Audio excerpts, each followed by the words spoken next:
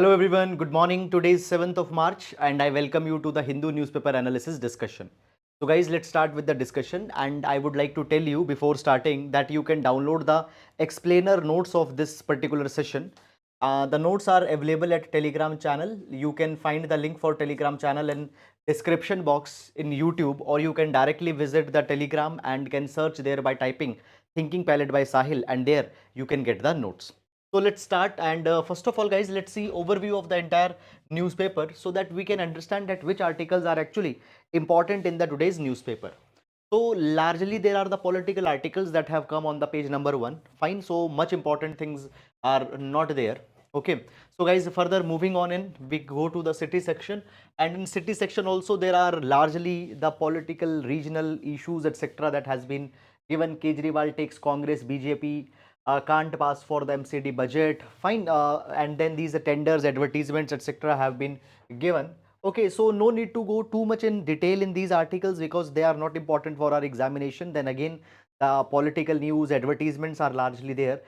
Fine, so moving on guys, in this particular direction we reach directly to editorial page. In the editorial, first article is talking about the anti-defection law. We'll see this article. Then side article, role and remit, questions arise over court appointed panels remit in Adani case. So guys, recently we have seen that Hindenburg report was released, which has accused Adani's that it has accused Adani's that they have carried the stock prices manipulation as well as accounting manipulations have been there. So to study that particular matter, the committee has been established, which is being questioned because of the which is being questioned that the members that have been appointed on them. Okay, but are you required really to go and track this particular article? No guys, no need to track these day-to-day developments in this direction. Fine, then we see here Zettenvede in the India-Germany relations. We'll see this particular article. Then the side article guys is a political article, NPP's expanded mandate. Then further, how to become a green hydrogen superpower. We'll see this article with respect to our examination. BJP's dream and Kerala's reality. No need to go too much in detail in this article. Not an important article for exam. Analyzing the post-pandemic Indian economy and its recovery. So guys, this particular article is comparing the, for example, 2020, 21 quarter 3, 21, 22 quarter 3, 22, 23 quarter 3. Okay, so basically gross fixed capital formation, private final consumption expenditure, etc. is being tracked. Okay, however, again, I'm telling you this particular thing guys, that by the time we are going to write our examinations, these particular, we will get updated data, and updated numbers. Then coming to text and context page, multilateral reforms is a priority in the G20. Now this particular article guys is talking that how multilateral reform is an important issue that India has taken in the G20 and what or how India can carry forward that agenda. We'll see this particular article for exam. Then below, is the internet as we know it going to change? So we'll see that what are the changes that might come in the way the big tech players have operated. Okay, then further moving on, why are salt flats around the world covered in a similar pattern of ridges? So basically guys, what has happened, a research paper has been published which is explaining that why the salt pans or the salt flats have this particular kind of a hexagonal or polygonal shape. Why such kind of a shape emerges there? Now guys, I will not advise you to go too much in detail in this particular thing that why such shape and such patterns to emerge. Moreover, this particular study is to be peer reviewed, and till it is not peer reviewed completely, fine, it is not the you can say we cannot say that this is a justification which cannot be refuted. Okay, so moving on, coming to the next page, keep constant vigil along borders, entire coastline, Rajnath. Congress questions link between Chinese nationals, Iranis. Okay, largely the articles are not needed to be read in detail for our examination. Academic substance is not carried there. Here we see Australia, India in talk to upgrade trade pact. We'll see this particular article for the examination. Then Rishi Kulya Sands team with olive Ridley turtles. We'll see this particular article with respect to prelims exam. Fine. Then further we have the political articles etc. No need to go there. Uncertainty over released MG fund for Bengal as tussle with center goes on. So basically guys, we have seen that this particular year MG is being criticized a lot. Number one, the allocation for MG Narega has been reduced. 60,000 crore rupees have been given, and particularly the West Bengal government is saying that center is not releasing the MG Narega payments for the West Bengal because of the ideological tussle that is there between the center and West Bengal. Okay, so the article, guys, is more of a political article. Then further moving on in this particular direction, center gives a nod for states to authenticate Aadhaar of prisoners. Fine. Now, guys, here we have seen that recently actually what has happened. So the Ministry of Home Affairs have instructed the state governments that if they want, they can link basically the state records, the records of the prisoners, they can be authenticated with the Aadhaar number. This is the directive that has been given by the Ministry of Home Affairs, but at the end of the day, states, if they want, they can take that particular matter, otherwise not, because prisons is a state subject. So this is just a kind of an indicative direction that has been given. Then below, railways ties up with ISRO for train tracking. We'll see this particular article, guys, with respect to the examination. Now, how this particular development can help the ISRO in reducing the accidents. So we will take this particular article for the examination. Okay. Now, guys, this particular article actually is very important for the examination, because we often see that there are large number of train accidents and such kind of a things that happen. Then further moving on the world page, Pakistan bans media broadcast of former PM Imran Khan. No need to go too much in detail here in this particular article. Fine. So largely we have such evolution, such kind of details only. Afghan universities reopened, but women still barred. Okay, retail vehicles sales rose by 16%. Fine. Here there is important article, ONDC to help retail survive large e-com firms onslaught. We'll see this article. Okay, then further auto part industry to grow at 10-15%, not very important. And then we have sports page. So this is, guys, the overview of entire newspaper, and now let's discuss the relevant articles one by one in detail. Okay.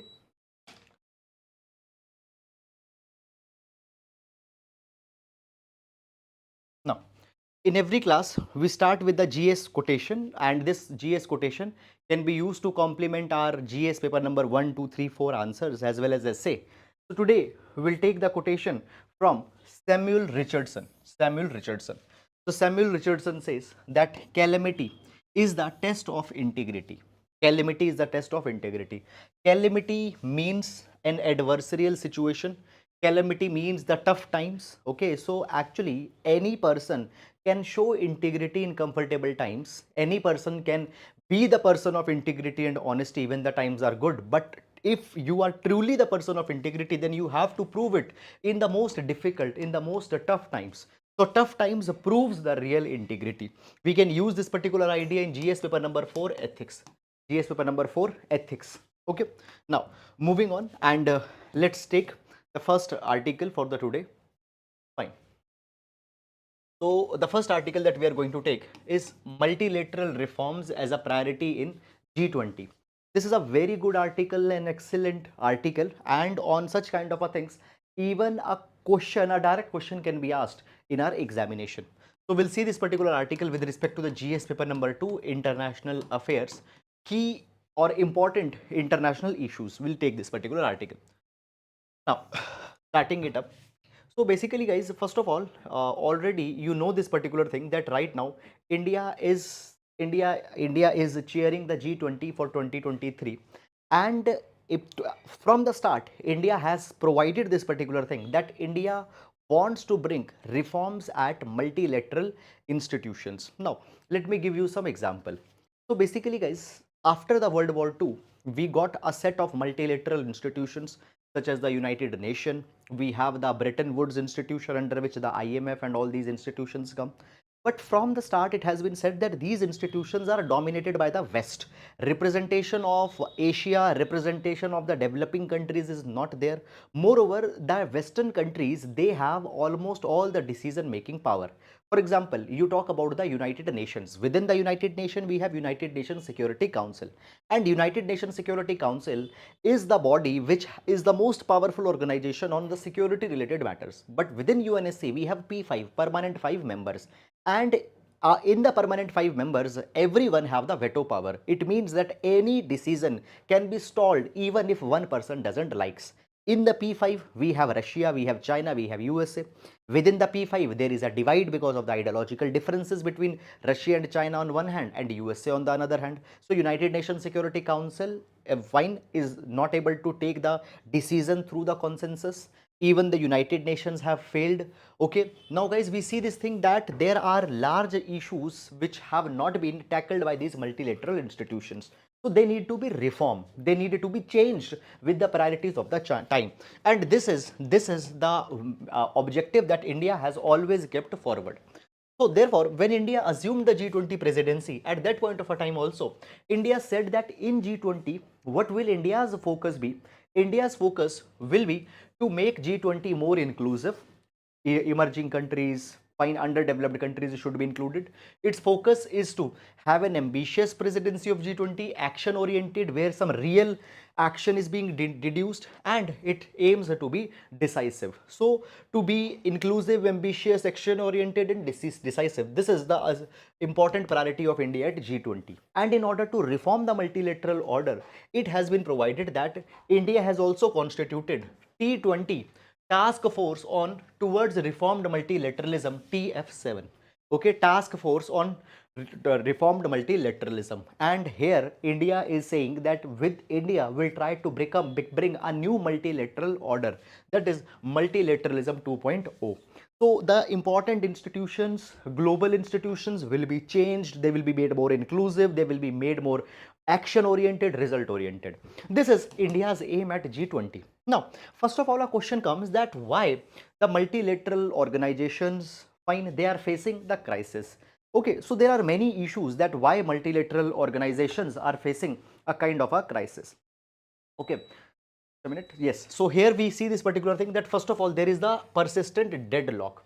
Now we know this particular thing that in multilateral bodies, there are the ideological differences that had come, particularly within the UNSC. I told you that on one hand Russia and China is there, and on another hand there is the USA. So within them there are the ideological differences that has been there. Second is that there is a utility crisis, whether this multilateral order has been successful to solve some of the problem.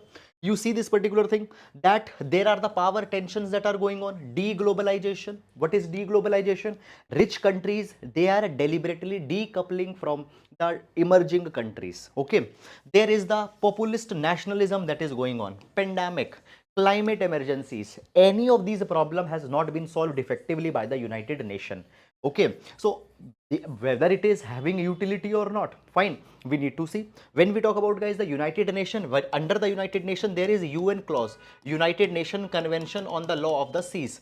UN clause recognizes the rights of the coastal nations over the exclusive economic zone, but we know this thing that the China always shows a hegemony when the South China Sea is concerned. China has claimed virtually the entire South China Sea. It has made the mockery of United Nation Convention on the Law of the Seas. So what is the utility of this existing multilateral order, multilateral bodies, etc.?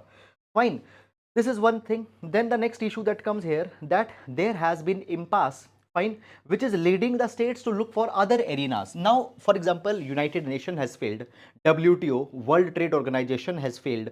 So the countries are resolving the issues on bilateral or some plurilateral or some small groupings. Okay, so here we see this particular thing that what has happened today, bilateral agreements are increasing or bilateral initiatives are increasing. Plurilateral, where 5-6 countries are there involved on one common theme, these kind of cooperations are increasing. Minilateral grouping, okay, grouping oriented towards one particular continent. For example, 20 of the, let's say 15 Asian countries come together and they make a grouping specifically for the Asia region. So these are the minilateral groupings. So minilateral groupings, bilateral groupings, plurilateral groupings, they are emerging more, and countries are not interested to participate in multilateral groupings such as UN, such as IMF, such as the WTO, etc. Fine. So this is something that has been there. But actually, so see, we are operating under bilateral, plurilateral, minilateral groupings. can we say that okay, these groupings will solve the most of the problems and we don't need the multilateral groupings such as the United Nations? Can we say that? The answer is no. Why?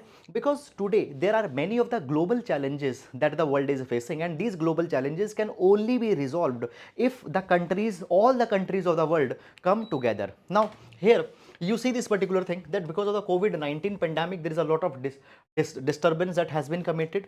Then you see this particular thing, that climate change, okay, climate change cannot be effective until and unless all the countries take initiative in this particular direction. Macroeconomic instability is there right now, inflation is so high, economic crisis is coming at the world stage. So how to deal with the macroeconomic crisis, how to deal with the climate change, cyber security, terrorism, these things can only be dealt if collective action is there. So multilateral bodies are important, we need them. Now, how to reform this multilateral order? What we need to do? So reforming it needs to focus on certain key points. Number one, we see this particular thing, that multilateralism today is deeply entrenched in global power politics. Okay, see, okay, so there is a global power politics that is there. Now, if you try to bring any change in the multilateral order, for example, within the United Nations Security Council, India always talk about this particular thing, that India should also be given the permanent member seat in the UNSC. Moreover, there have been the demands by the developing countries that the number of seats in the UNSC, the permanent category seats, they need to be expanded. Okay, will that reform be coming in multilateral order? Can this reform be passed? Not very clear, not very easily. Why? Because there are the entrenched global power politics that is going on. The USA, the UK, the China, Russia, they are the entrenched global powers, and bringing more developing countries, okay, in the UNSC type of systems, it will not be very easily possible. Okay. Second thing is that status quo powers, they see multilateral reforms as a zero sum game. You take example of China. Okay, so China sees power as a zero sum game. It means that if China had to give, basically if some other country will claim the power, then the China's power will be finished. What do we understand by zero sum game? Zero sum game means that the power is limited. Zero sum game means that the power is limited. If one country will have the power, then the other country's power will automatically will go down. The power for one country will come at the cost of the power for other country. So point is that these rich and the countries which have a global standing in the multilateral bodies, they will not allow the other countries to come. When we talk about the Bretton Woods system, USA and Europe, they believe that reform would reduce their influence, will reduce their dominance. Then third issue that comes here is that, guys, today we see this thing, that the world that has emerged today, it is multipolar world, and there are the groupings there. The world that has evolved is a multipolar world, and then there is the multi-centered grouping that are there. Like-minded countries, they have evolved, okay, and there are so many of the groups of the like-minded countries. Now all of these small groups of like-minded countries, how they can be brought on a common stage, and how a common reform can be asked. Okay, everybody has a different perception about the reform, everybody has a different idea that what type of reform is to be brought. So how to come on this common ground, that is going to be a very big problem. Then next issue that comes here is that, guys, okay, so these are the problems, that it is very much difficult to reform the multilateral order. But what can be the possible strategies that G20 can use? What can be the possible strategies that G20 or the India in the G20 can now use? So number one, you need to understand this particular thing, that, guys, when we talk about the reform at the multilateral order, now first of all we need to set up a proper narrative. All the countries should feel a genuine need of changing this particular system. Right now, only few countries are concerned about multilateral reform. For other countries, it is not a problem. So what we need to do, we need to create a strong narrative. India should urge the upcoming chair of the groupings, Brazil, South Africa, okay, they should be convinced that they should also put forward this demand of multilateral reform. This is one that is needed to be provided. Second, second is there, guys, that though understand this particular thing, understand this particular thing, that though multilateral reform are to be brought, but at the same time, at the same time, minilateral groupings that are there, region-based groupings that are there, these region-based groupings, they are going to stay. They will be important for a meantime. So basically, what we need to do, uh, they are the minilateral groupings of different regions. We need to ensure that there is a partnership on some common grounds in these minilateral groupings, and through that particular common partnership, a common platform, a common ground as what type of reform are needed in multilateral groupings, that kind of a thing is to be created. Then next, understand this particular thing, guys, that actually the G20 can be a body, G20 can be an institution which can put forward for the multilateral reforms. But if G20 want to lead this multilateral reform fight, the other countries need to trust on G20. Other country need to think that the G20 is a legitimate grouping. Okay, so to overcome the trust, legitimacy and utility crisis, okay, we need to include more and more people, more and more countries within the G20. We need to make even the membership of G20 more inclusive.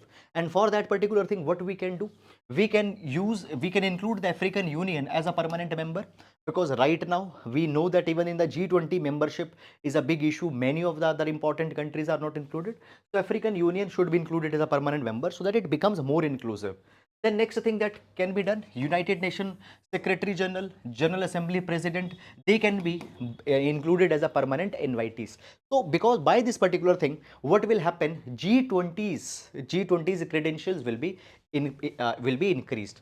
And then the next thing that need to be focused on G20 is that G20 itself, first of all, need to solve at least one or two or three problems of the global world. Right now, if we see the pressing global issues, for example, food and fuel inflation is a very big global issue. Then fertilizers shortages is a important and a big issue. So G20 needs to solve these particular issues, and once it will solve these particular issues, the other countries will trust that the G20 can be an efficient body, can be an effective body. So this is something that needs to be done at G20. Okay, so guys, I hope that this is clear. There is one question, what are the way forwards to get India's permanent membership in the United Nations? See, first of all, if we be little bit realist, okay, it is actually not very much possible that India will get a permanent seat at the United Nations Security Council. Why? Because of a reason that if we want to get a seat at the permanent seat in the UNSC, two-third member of the uh, General Assembly should agree to that thing, and second is that all the permanent five members should agree to that. But within the permanent five member, China is never going to agree on India's inclusion in permanent five. Why? Because India is a competitor for China. China sees India as the next competitor. So therefore, China will never allow it. Moreover, when we talk about the two-third member should agree, then also many countries are clearly opposed to any expansion of UNSC. So that is the issue. But what India can do, India can convince the like-minded countries. India can convince the G4 is already in favor of India, but more and more like-minded countries India need to convince. Okay. Then moving to next article. Moving to the next article. Okay. So the next article, is the internet as we know it going to change? Is the internet as we know it going to change? So basically, guys, basically we will see this particular article with respect to the GS paper number 3. Fine. Tech companies and the issues being faced by the tech giants or tech corporates, the issue being faced by the tech giants. Now, uh, first of all, before going in this particular article, you need to know some of the basic background information, and after understanding this basic background information, we'll go in more detail in this particular article. So basically, there is a particular terminology that you should know first, that is safe harbor policies.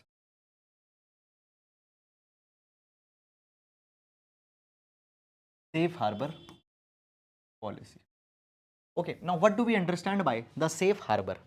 So basically, safe harbor are the legal immunities, they are the legal protection that are given to the social media intermediaries, which is given to the technology companies, which means that if anything is floating on their platform, they cannot be held liable for that particular content.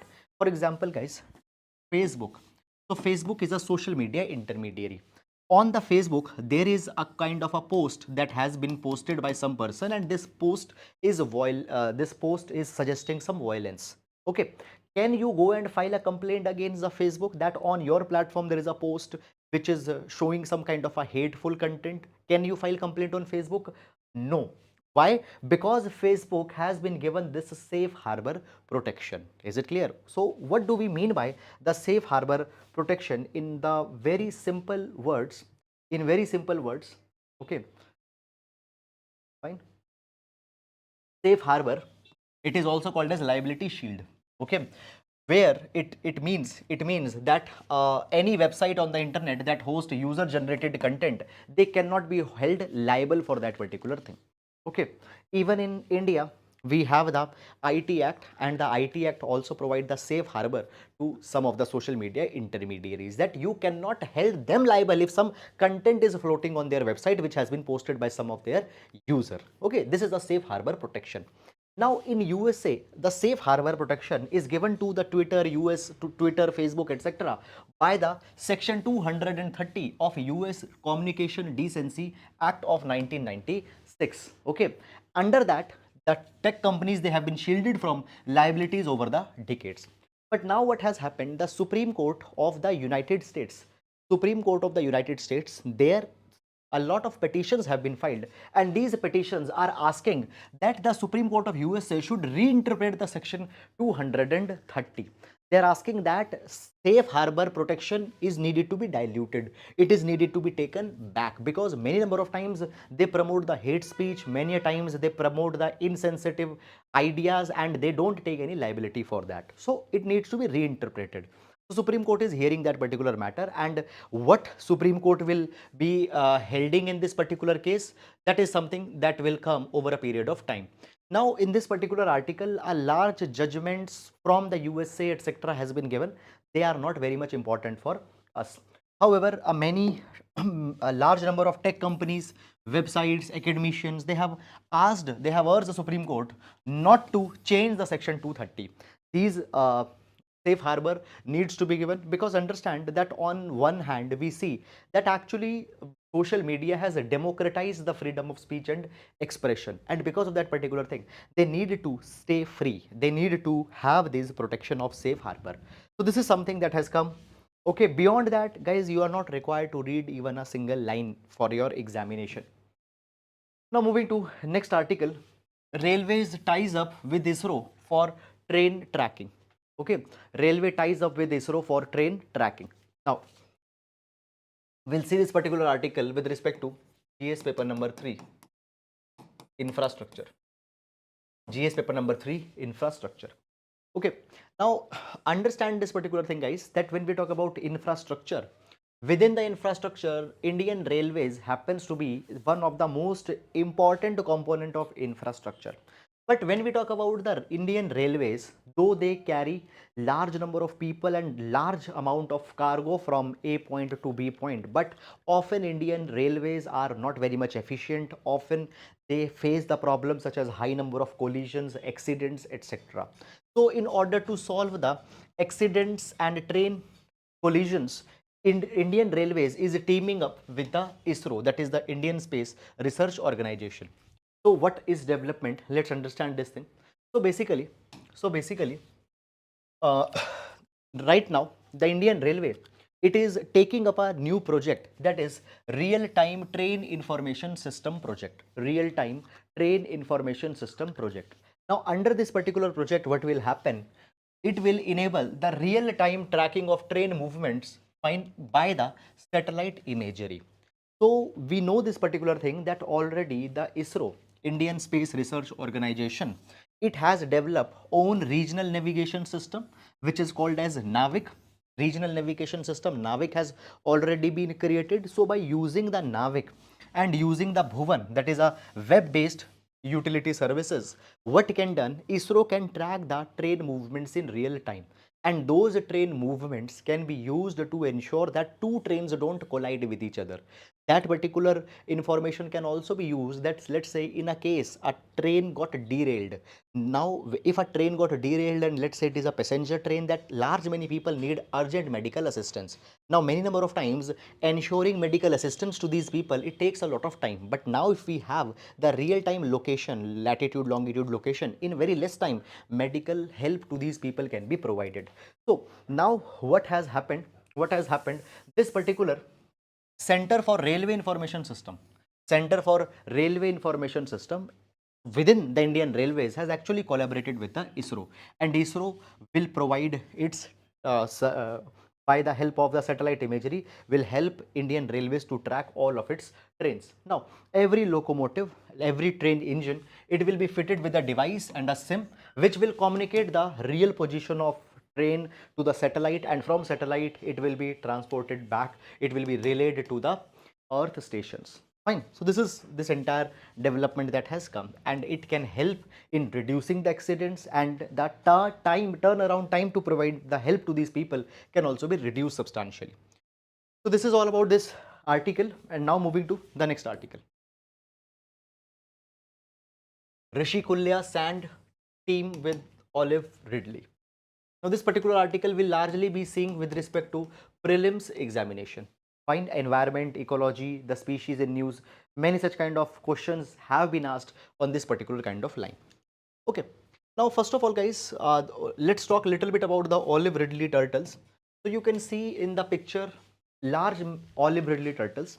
Now article is talking about this particular thing, that this particular year nearly 6.37 lakh Olive Ridley turtles, they came to the Rishi Kulya beach and they have laid the eggs there. Okay, mass nesting has been done by the Olive Ridley turtles. So this is the entire article. You are not required to remember that how many lakh, how many thousand of Olive Ridley turtles have come, but related information is important for our examination. Okay, so first of all, when we talk about Olive Ridley turtles, these are one of the smallest species of the turtle.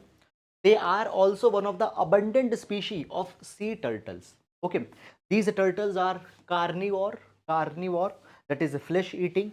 And why they are called as Olive Ridley? It is because of the olive colored carapace. Carapace means the shell of the turtle. It is of olive green color, so therefore they are called as Olive Ridley turtles. Now these Olive Ridley turtles, they are very popular for nesting exercise called as Aribada. What is Aribada means? Aribada means mass nesting exercise, where thousands and lakhs of Olive Ridley turtles, they will come at one particular place, they will lay their eggs there. Okay, so this year Rishi Kulya, it has received 6.37 lakh Olive Ridley turtles which have laid their eggs, and these mass nesting sites, they are called as Aribada. This exercise is called as Aribada. Now when we talk about Olive Ridley turtles, okay, basically they have been given protection under the Wildlife Protection Act 1972. They are included in Schedule 1, which means that most highest level of protection is given to them. Then under IUCN Red List, they are categorized in vulnerable category. Then in the sites, okay, convention in okay okay, Convention Against International Trade for Endangered Species, under the sites, it's included in Appendix 1, again where a lot of protection has been given to them. Now when we talk about the Olive Ridley turtles in India, okay,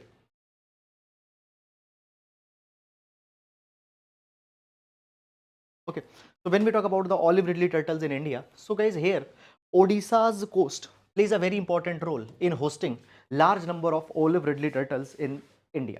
Okay, now you see this particular thing, that there are many sites where mass nesting of Olive Ridley turtles is done. Okay, and amongst these sites, number one, you have this Rishi Kulya river, and here there is a beach, that is the Rishi Kulya beach. Rishi Kulya beach is one beach where mass nesting of these Olive Ridley turtles happen. Then after that, Devi Mouth, okay, Devi Mouth and Gahir Matha. So these are three important sites where Olive Ridley turtles come and they make mass nestings. So this particular article is talking about the Rishikulya. So often the questions can also be asked in UPSC examination asking north to south arrangement of these particular sites. So in north Gahir Matha, then after that there is Devi Mouth, and then the south is the Rishikulya, which is the nesting site for them. Okay, so please keep it in your mind. And then guys, there are other important locations also that are there. Chandipur, already the question on Chandipur has been asked, where the water recedes.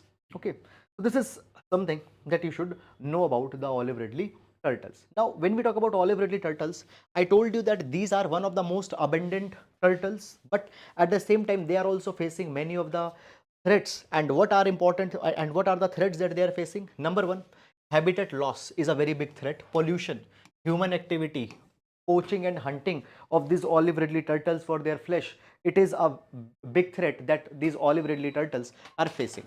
Okay, many number of times they are being captured in the fishing nets. Okay, so these are the threats. So that is all about this particular article. Fine, I hope that you have understood it. And now we'll move to next article. Yes, guys, if there is any question.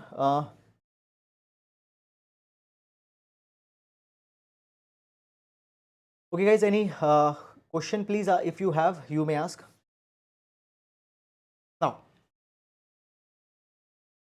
how to become a green hydrogen superpower? How to become a green hydrogen superpower? Now, this particular article, guys, we'll see with respect to GS paper number 3. GS paper number 3, environment ecology.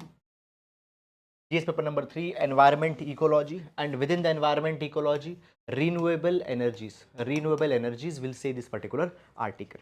Now, basically this particular article, guys, is talking about how India can become a hub in green energies. Okay, and how India can tap the national hydrogen mission that it has already launched. Okay, so first of all, let me tell you about the little bit of background.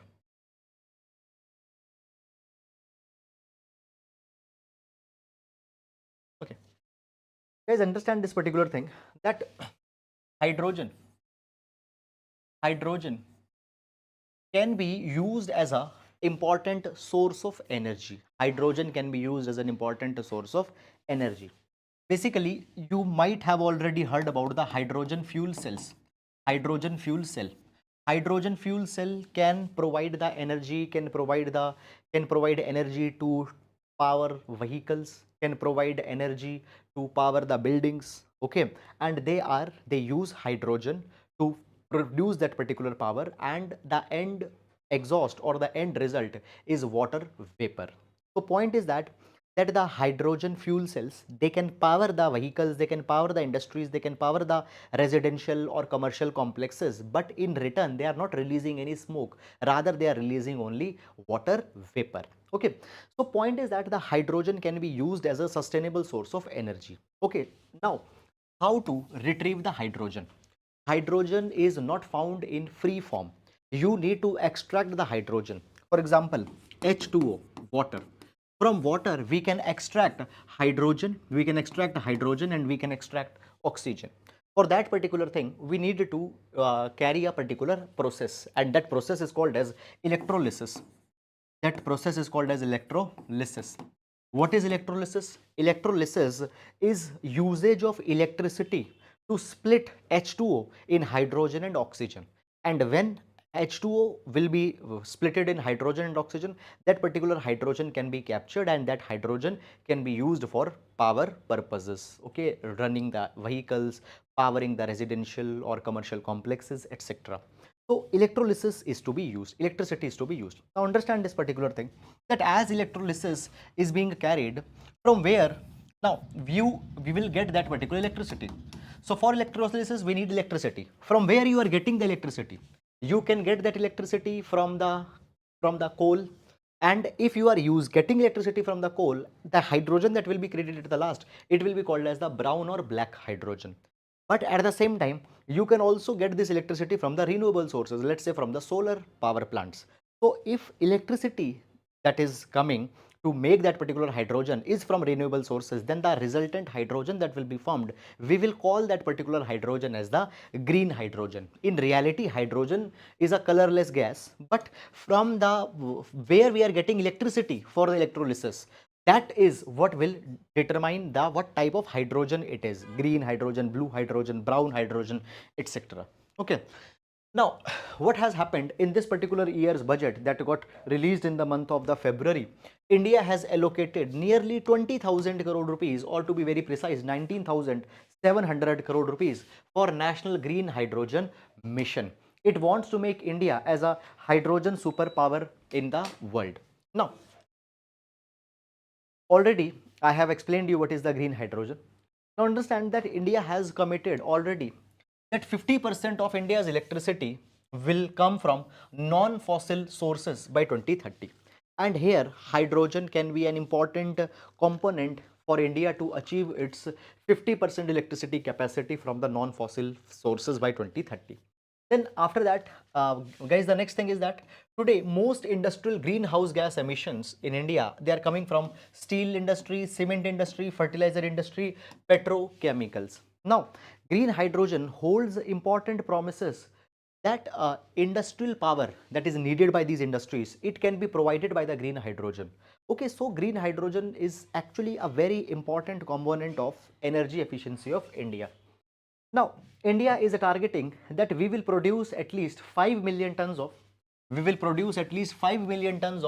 green hydrogen by 2030. This is the goal. And for that particular thing, investment of 8 lakh crore rupees will be needed.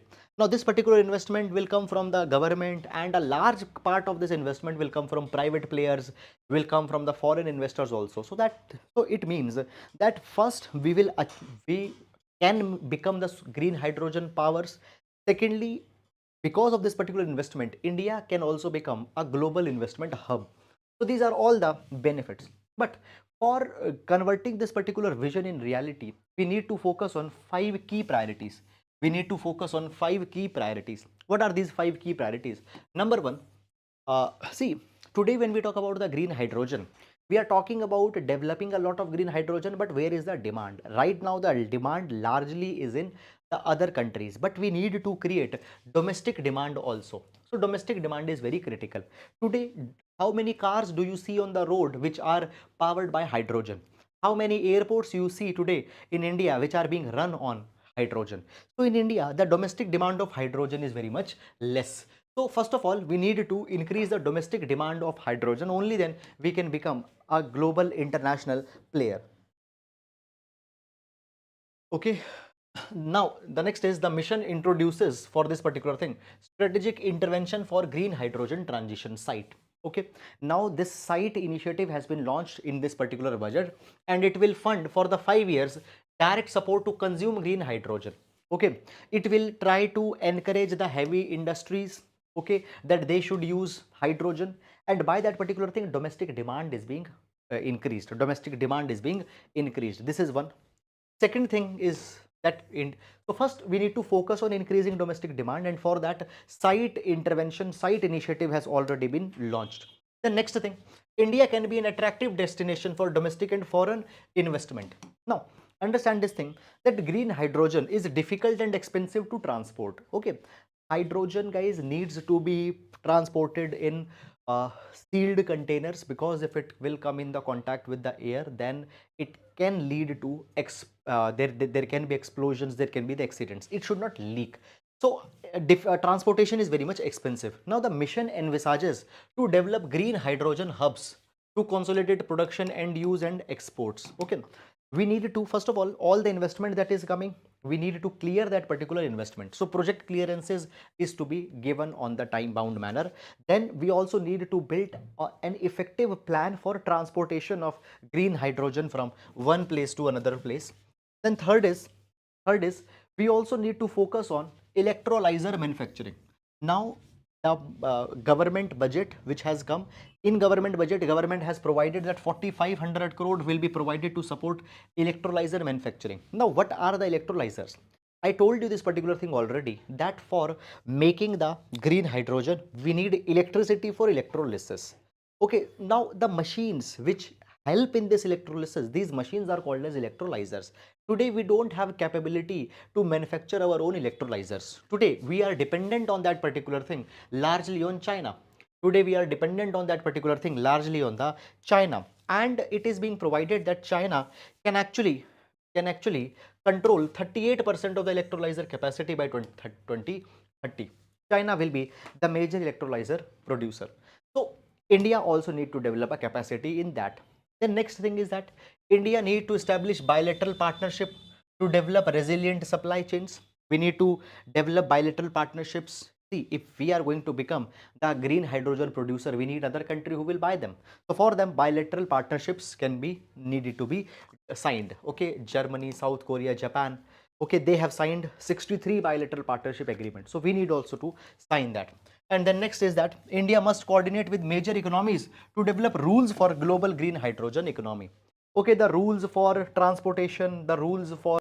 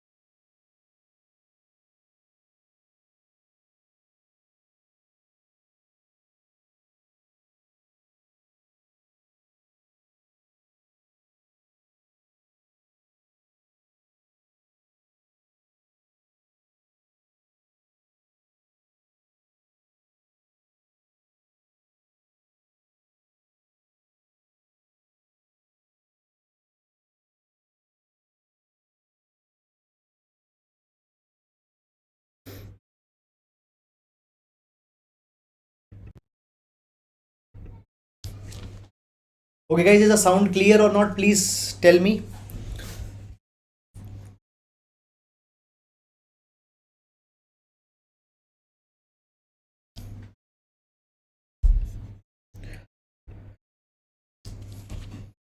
Yes, please tell me, is sound clear? Can you hear the sound now? Is the sound clear now?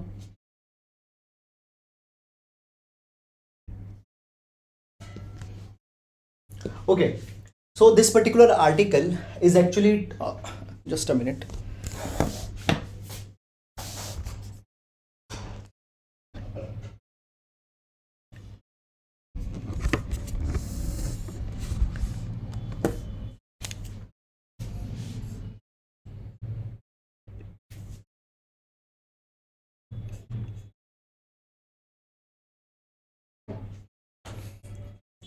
Okay guys, so I hope that now the sound will be clear. Okay, so there is some issue that came, so I have tried to fix it.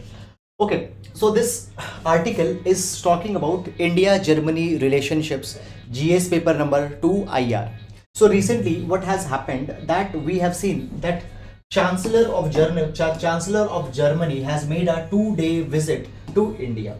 Now, first of all, when we talk about India-Germany relations, we found this particular thing, that we have developed a good history of cultivating relationship with the European countries, particularly France.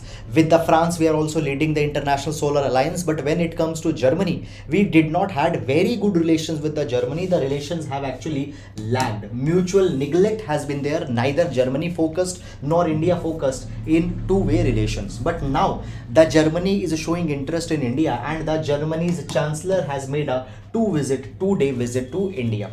It has been said that right now, because of the Russia's war on Ukraine, there is a Zeitenwende, that is the turning point that has come in the world affairs. A turning point has come with respect to the Germany's partnership with the different countries. Okay, now see this particular thing that actually Germany is showing a lot of interest in India.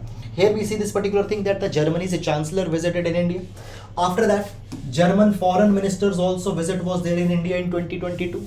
So Germany's foreign minister visited. Then recently, 6th India-Germany intergovernmental consultations have also been held, which actually got commenced since 2011.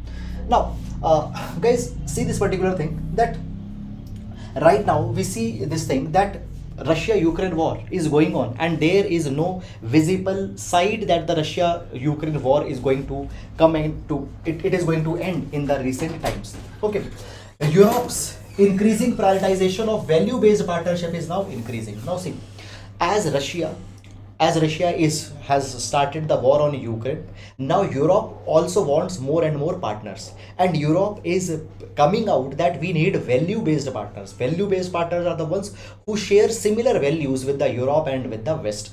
For example, Germany and the Western countries, particularly the USA, they always say that democracy is the core value of ours. And other countries which also give importance to the democracy, we want to make partnership with such kind of countries. And here, India-Germany cooperation is important one, and it can be a thing that needs to be focused upon.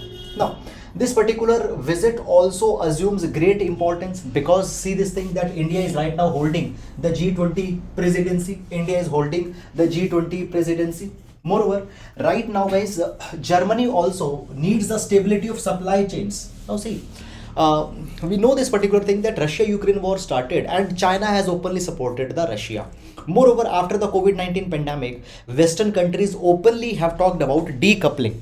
They have openly said this particular thing that they want to detach from China. So, as countries are detaching from China, the countries need other supply chain partner, and here India can be important one.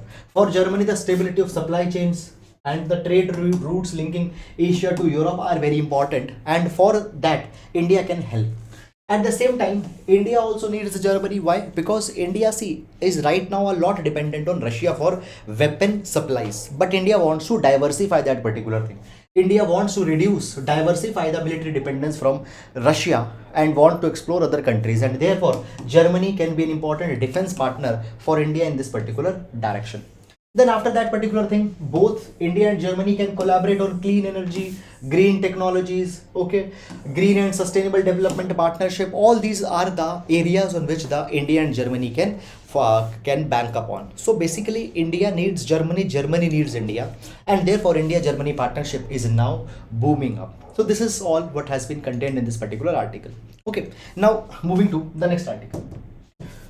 Okay, guys, first of all, confirm me, is this is the voice clear or not? Okay, fine. So voice is now clear. Now moving to the anti-defection law. Anti-defection law is facing convulsions. Anti-defection law is facing convulsions.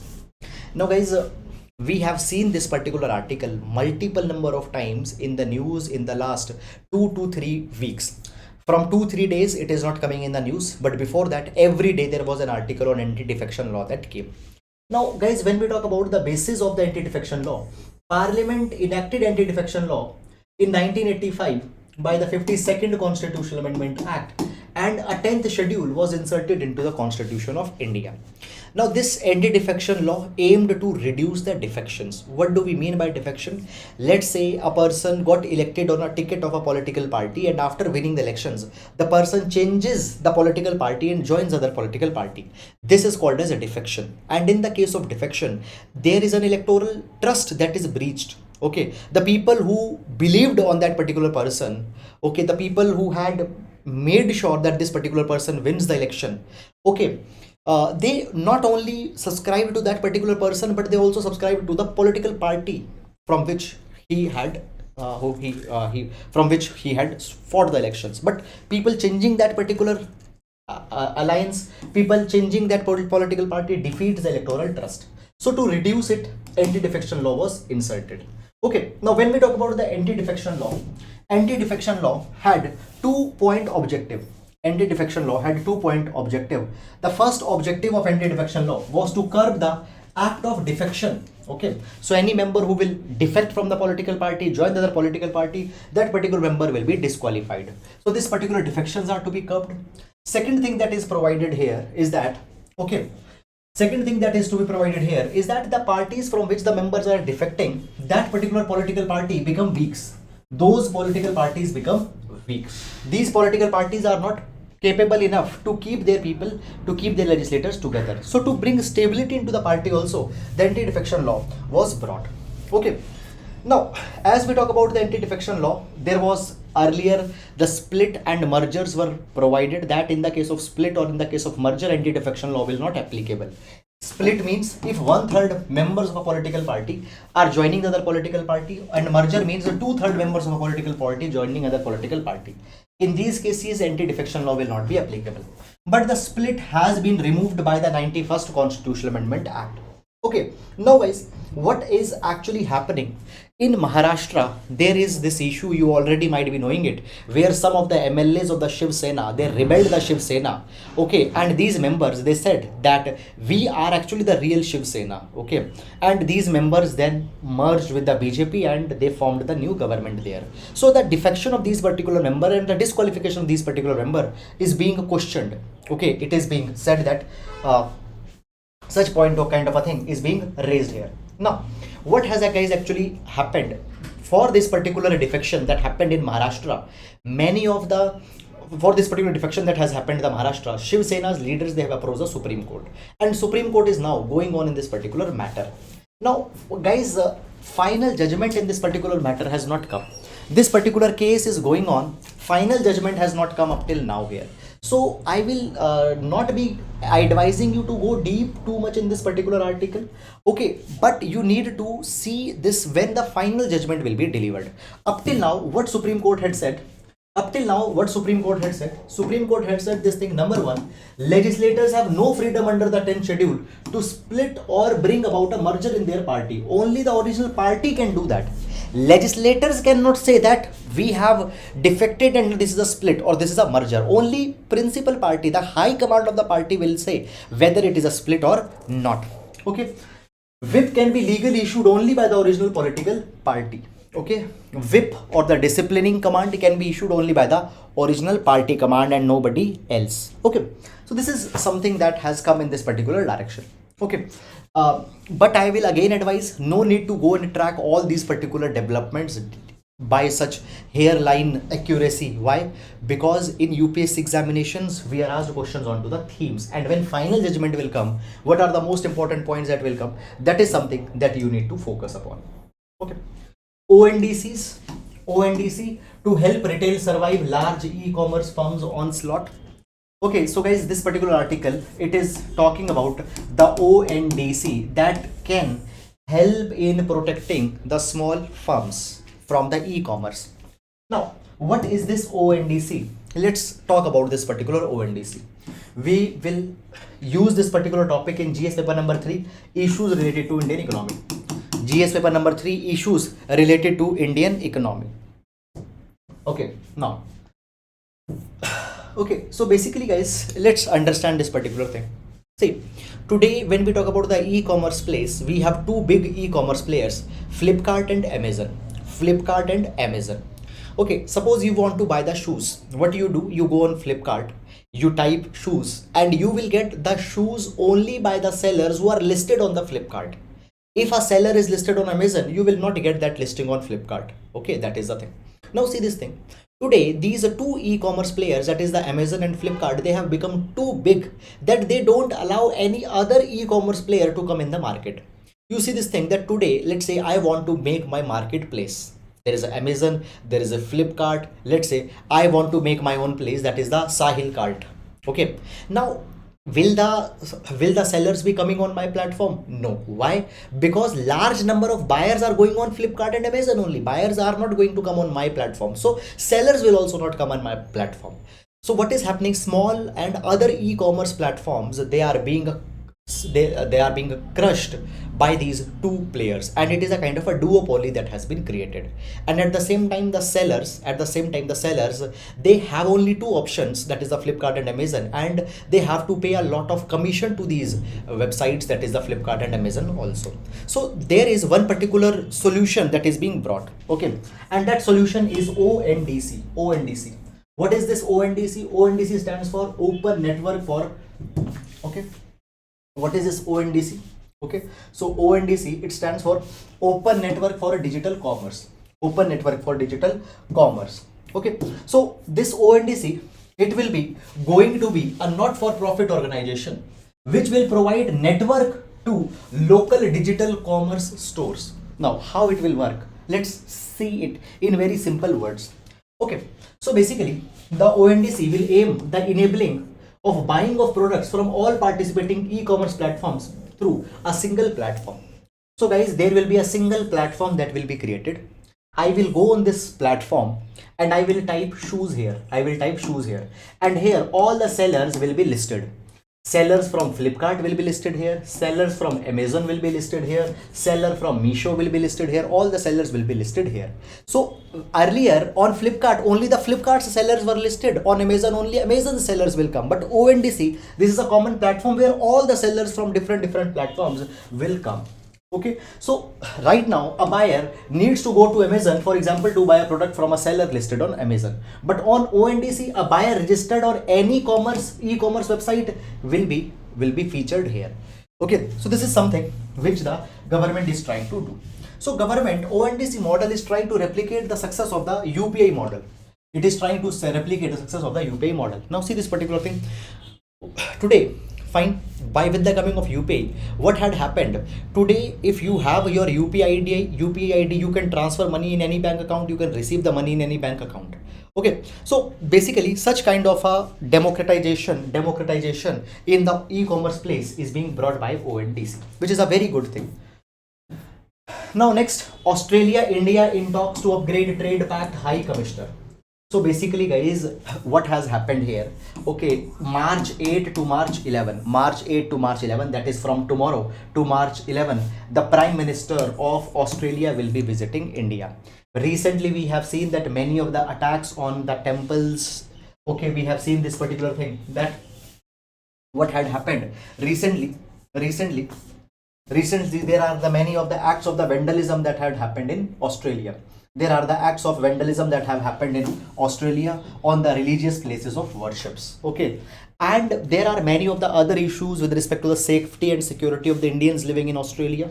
These are the issues. Then the trade relations between the India and Australia are to be increased. So basically, as the Prime Minister of Australia will visit tomorrow India, the India and Australia will discuss that how trade pact and how other issues between India and Australia can be resolved. So right now, I will not advise you to go read too much of this particular article, because when the Prime Minister will visit, then we need to see that what exactly the time of things that they are going to discuss. Okay, so that is all about it. And now the main practice question for today. So question reads, green hydrogen will be critical industrial fuel for 21st century. In this context, highlight the significance of National Green Hydrogen Mission. So this will be GS paper number 3, 10 marker question. Okay, so that is all guys about it. Okay, fine. I hope that you have understood it. So that is all about it. And with this, we come to an end to the today's newspaper analysis. Okay, in famous ayaram gayaram slogan was coined. Yes, that was the case. So that is all guys about the today. With this we come to an end to the today's newspaper analysis guys. Okay, and tomorrow being holy, it will be the holiday for tomorrow. For tomorrow we will not be coming with the newspaper analysis because of the festival of Holi. So that is all guys for the today. Please take care of yourself.